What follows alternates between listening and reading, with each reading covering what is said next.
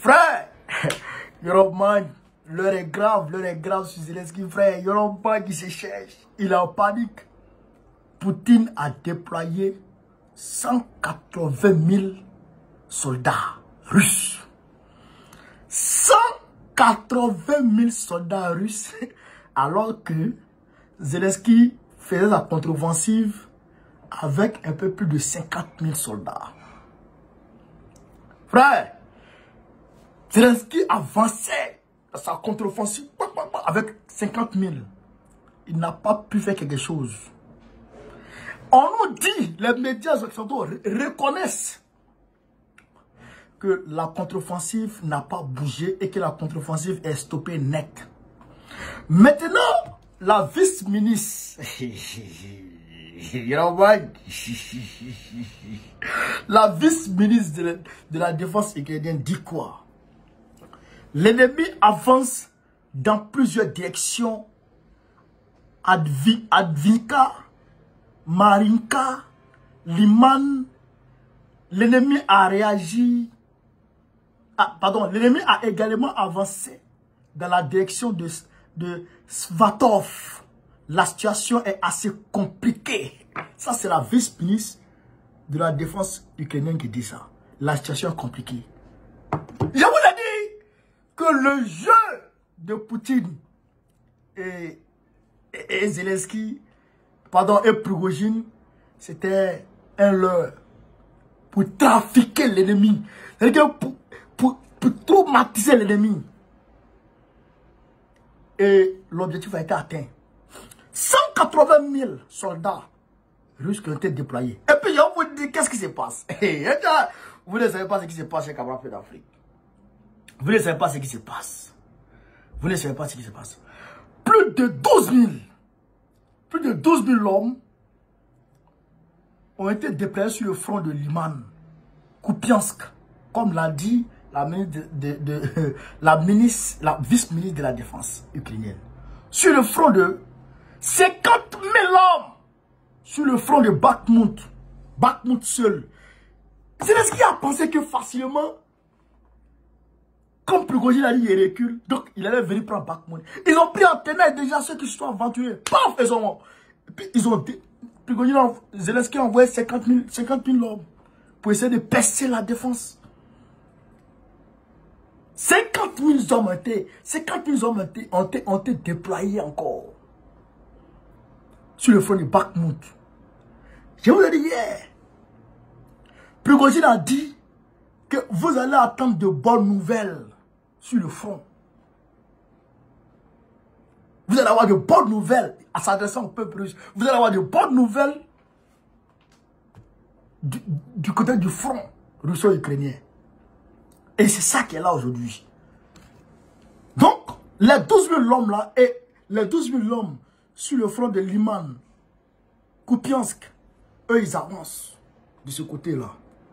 Les 50 000 hommes sur le front de Bakhmut, eux aussi, ils avancent. C'est une contre-offensive de la contre-offensive. C'est une contre-offensive dans la contre-offensive. Vous comprenez? Vous comprenez? En fait, vous savez, Liman est situé entre Bakhmut et Kupiansk. Les soldats sont plus denses au niveau de Liman. Frère, et ils avancent. Et ils avancent. Et ils avancent. Et ils avancent. Et ils avancent. Pendant ce temps, je vous ai dit hier qu'il y a 8 000 hommes. Il y a 8 000 hommes qui ont été déployés, comment dirais-je, à 200 km de la frontière ukrainienne par rapport à la Biélorussie. Il y a un camp qui est sorti de terre et qui a été affrété aux soldats russes sous la coupelle de Wagner. Donc, eux de ce côté-là, eux aussi, ils vont avancer. C'est pourquoi la vice-ministre dit on est attaqué de toutes parts, de toutes les directions. On frappe de là, on frappe de là et on frappe de là. Pendant ce temps, vous avez que les élections en Russie vont se tenir en 2024 là. Oui. Les quatre régions qui ont été annexées par la Russie, Donetsk, Lugansk, etc., etc. Vous savez qu'ils n'étaient pas encore, ils ne faisaient pas encore partie intégrante de la Russie. Ils étaient entre guillemets des États indépendants que Poutine avait reconnus. Mais en réalité aujourd'hui, eh bien, c'est la femme qui se charge des élections en Russie a dit que ces gens-là veulent voter pour la Russie, veulent participer à l'élection présidentielle russe. Vous comprenez? Donc, eux là, on leur donne les passeports russes, on leur donne le passeport russe et ils vont voter. Actuellement, leur enrôlement a commencé. Leur enrôlement a commencé. Vous comprenez? Et pendant ce temps, Poutine lui-même, il accueille une petite fille dans son palais aujourd'hui, où il vous parle là. On est en train de parler mercredi 5 là, il est en train de s'amuser dans son palais avec une petite fille. Les petites filles, de 5 ans, 6 ans là, avec ses parents, il les a reçus dans son palais. Sans pression! Sans pression! Je vous ai dit, les gens ne connaissent pas ce qu'on appelle Poutine. Ils voient Poutine, ils ne le connaissent pas. Ukraine là. Si Zelensky ne fait pas attention, il ne sera plus président. D'ici 2024. Parce que Zelensky lui-même dit, tant qu'il y a la guerre, il n'y a pas d'élection. Mais s'il n'y a pas d'élection, c'est que tu seras en transition. C'est que ta légitimité populaire est passée. Ta légitimité démocratique est passée. Donc maintenant, il faut organiser les élections. Si tu n'es pas là, est-ce que les citoyens ukrainiens t'ont renouvelé leur confiance? On ne sait pas. Donc peut-être qu'il peut y avoir un foufou, il peut y avoir un soulèvement, on ne sait jamais. Mais Zelensky là, il y a un problème, mais il va mal finir. C'est moi qui vous le dis. Parce que de la manière Poutine, il est en train de reprendre la contre-offensive comme ça, il est en train de le prendre partout. Là. Il y a quelque chose qui ne va pas. Il le prend le gars. Regarde, à part faire comme quoi.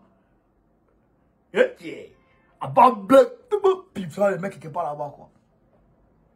Et puis, je sais que c'est Prigojine qui sera le nouveau président de l'Ukraine. Les Occidentaux vont pleurer. Ils vont pleurer. Ils vont pleurer. Et pendant ce temps, qu'est-ce que Poutine fait? La centrale nucléaire des Zaporizhzhia. Il est trop fort. Il allait piéger là-bas. Il allait mettre des explosifs là-bas. La centrale nucléaire des Zaporizhzhia. Donc, si jamais les Américains donnent les F-16 à l'Ukraine, les F-16 à la traîne, s'ils donnent les F-16 à l'Ukraine, et que l'Ukraine prend les F-16 pour commencer à tourner, et il peut allumer, puis il dit, bon, c'est vos gars là qui ont fait ça. Et c'est gâté. Vous avez vu le barrage qui a sauté là. Ils ne connaissent pas Poutine. Ils ne connaissent pas Vieux là. Poutine là, hein. Ah bâtard, Vieux là, quand il dit il veut quelque chose, hein, il quitte jamais des yeux son objectif. Il faut déjà connaître Poutine. Pour comprendre où ça va. Poutine, c'est pourquoi quand les gens ont dit Prigojine veut faire un truc à Poutine, Prigojine va faire ça à Poutine et puis va vivre. Même s'il a une intention, il ne vit plus. Même s'il a une intention, il ne vit plus. Ah, l'ancien chef du KGB. Poutine, là, il n'a jamais digéré, ça c'est une réalité, il n'a jamais digéré la chute de l'Union soviétique. Même si aujourd'hui il ne veut plus reconstituer l'Union soviétique, mais il n'a jamais digéré la chute. Ah, donc les gens doivent comprendre ça. Poutine, quand il dit non à quelque chose, faut monter ta des. Quand il dit ça là, je vais. Lui là, c'est oui ou non. Il n'y a pas de mesure. Vous allez voir ce qu'il a fait à Kiev. Vous allez voir ici ce qu'il va montrer à cela. Et tout pays qui va s'amuser à côté là, à parler ouya. Surtout la Finlande. Parce que Finlande depuis Russie là, toujours, depuis la nuit des temps, ils ne s'attendent pas. Mais ils n'ont qu'à s'amuser. Il n'a qu'à s'amuser avec Poutine. On prendra ce qu'il va le montrer. Il n'a qu'à s'amuser. C'est-à-dire qu'en une journée, en 24 heures, le combat est fini. En 24 heures, le combat est fini. Finlande là. Finlande est un petit pays. Ça n'a rien à voir avec l'Ukraine. Donc, voilà un peu ce qui se passe sur le front. La contre-offensive ukrainienne s'est transformée en défensif ukrainien. Vous pouvez défendre et vous avez 50 000 hommes. Poutine a 180 000 hommes. Et il avance avec eux. 50 par rapport à 180, avec les fortifications qu'il y a. 28% du territoire ukrainien est infesté de mines.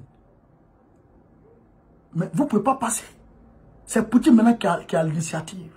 Il les a épuisés, maintenant il a l'initiative. C'est pourquoi, c'est ça notre stratégie chez nous.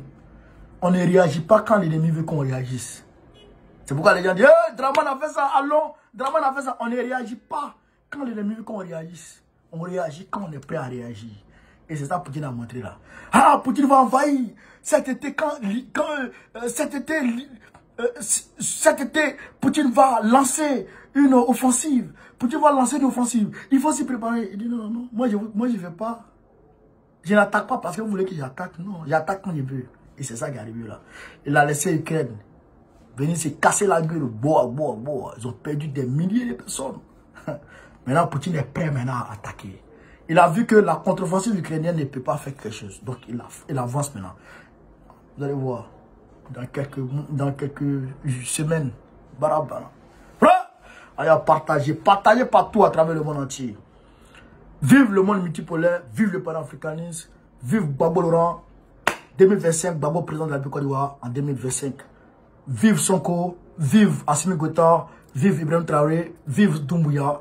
Vive Touadéra. Vive Issaïas. Vive DSP. Vive tous les panafricains. On est ensemble les gars. Merci.